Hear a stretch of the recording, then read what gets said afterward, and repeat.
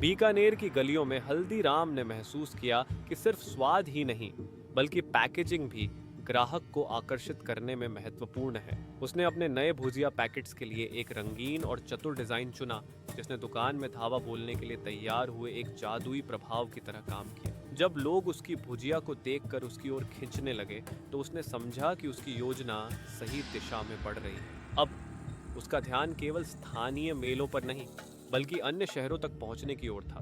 धीरे धीरे हल्दीराम ने अपने कारोबार का विस्तार किया, अपने उत्पादों को नई पहचान देने में जुटा रहा, जो केवल एक नाम नहीं बल्कि भारतीय स्नैक्स का प्रतीक बनने की ओर अग्रसर था। हल्दीराम की मेहनत अब रंग लाने लगी थी। जैसे ही उसने अपने पहले स्टॉल का आयोजन किया, लोगों की भीड़ ने उसे चारों ओर से घेर लिया। बच्चे अक्सर मुंह खोलकर भुजिया की प्रशंसा कर रहे थे और युवा तो डेमो लेने के लिए उमड़ पड़े थे। हल्दीराम ने देखा कि उनकी आंखों में खुशी और उत्साह था और उसके दिल में उम्मीद का जज्बा और भी मजबूत हो गया। उसे समझ में आ गया कि यह केवल एक व्यवसाय नहीं बल्कि लोगों के दिलों से जुड़ने का माध्यम है। हल्दीराम ने सोचा कि यदि वह इस प्यार को और भी बढ़ा सके तो उसका हर कदम उसकी मेहनत का फल बनेगा। इस अवसर पर उसने अपने घर की सादगी और देशी तत्वों को साफ तौर पर प्रदर्शित किया, ताकि हर एक व्यक्ति को लगे कि यह भुजिया सहज और मिट्टी की खुशबू से भरी है।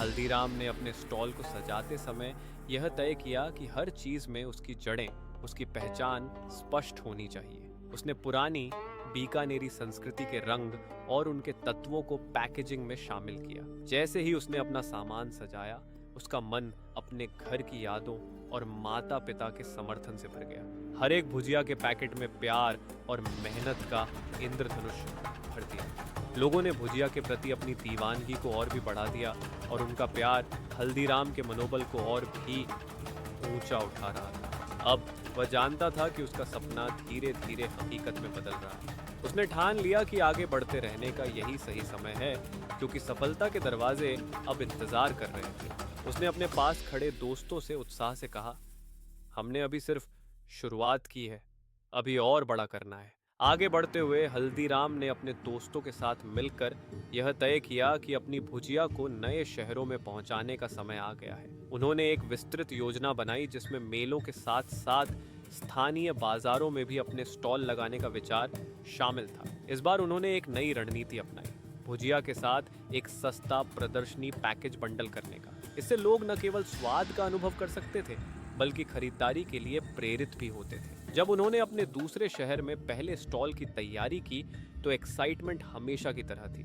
हल्दीराम ने अपने स्टॉल पर अपने नए उत्पादों की प्रदर्शनी की और वहां भी भीड़ ने उन्हें घेर लिया। हर मुंह से एक ही बात निकली, ये तो कमाल है। हल्दीराम के चेहरे पर संतोष और खुशी का रंग चढ़ गया। अब वह समझ चुका था कि उसका सपना बस भुजिया तक सीमित नहीं था बल्कि एक साझा अनुभव बनाना भी था।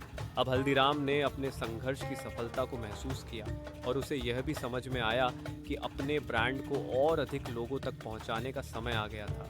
उसने अपने दोस्तों के साथ मिलकर एक नया विचार जन्म दिया, स्थानीय स्कूलों और कॉलेजों में भुजिया के स्वाद के साथ टेस्टी प्रतियोगिताएं आयोजित करने का। ये प्रतियोगिताएं न केवल लोगों को उसकी भुजिया का स्वाद चखाने के लिए एकत्र करती थीं, बल्कि युवा पीढ़ी के बीच एक जुड़ाव भी स्थापित करती थी। जैसे जैसे प्रतियोगिताएं बढ़ने लगीं, उसके भुजिया के प्रति दीवानगी और भी बढ़ने लगी। उस दिन हल्दीराम ने न केवल स्वाद बल्कि एक नई उत्साह का भी अनुभव किया और इस तरह हल्दीराम ने अपनी मेहनत और नवाचार के जरिए न केवल एक ब्रांड बनाया बल्कि हजारों सपनों को साकार करने की प्रेरणा दी। यह कहानी न केवल उसके उद्योग की सफलता की है बल्कि हर छोटे सपने को बड़े इरादों में बदलने की भी है।